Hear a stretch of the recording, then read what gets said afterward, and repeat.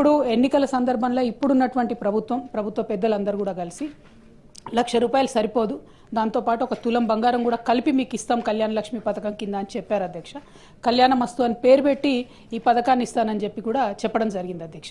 కానీ 15 నెలలు గడుస్తున్నా కూడా మరి కనీసం కళ్యాణ లక్ష్మి ఎంతమందికి ఇస్తున్నారు, పాత పద్ధతిలోనే ఇస్తున్నారా, ఇస్తుంటే క్రైటీరియా మార్చారా లేదా, ఇంకొకటి ఈ తులం బంగారం మరి 15 నెలల్లో అయినటువంటి పెళ్లిళ్లకు మీరు తర్వాతైనా రీఎంబర్స్ చేస్తారా, ఏం చేస్తారు అనేటటువంటి అంశాన్ని మేము అడగడం జరిగింది అధ్యక్ష. జవాబు చూస్తే చాలా డిసప్పాయింటింగ్ ఉంది అధ్యక్ష. కళ్యాణ మస్తు పథకాన్ని కన్సిడర్ చేస్తున్నారా అంటే సింపుల్గా సాఫ్ సీదా కన్సిడర్ చేస్తలేము అని చెప్పి ఆన్సర్ ఇవ్వడం జరిగింది అధ్యక్ష.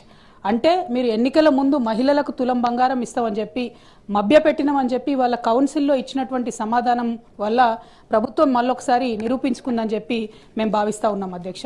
మరి ఇట్లాంటప్పుడు మీరు ఇక మిగతా హామీలను మహిళలకు ఇచ్చినటువంటివి అది 2,500 కావచ్చు, ఇంకోటి కావచ్చు, వాటి పట్ల కూడా మరి కనీసం ఏం ఫోకస్ చేస్తలేరా, ఆ విషయాన్ని కూడా ప్రభుత్వం దయచేసి చెప్పవలసిందిగా నేను డిమాండ్ చేస్తున్నా అధ్యక్ష.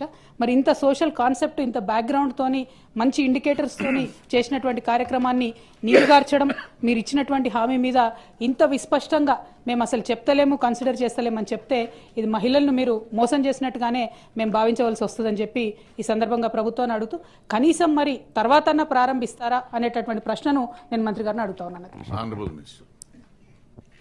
గౌరవ సభ్యురాలు అడిగినటువంటి ప్రశ్నకు ఏ లేదండి, బి ఆ ప్రశ్న ఉత్పన్నం కాదు, సి ఆ ప్రశ్న ఉత్పన్నం కాదండి.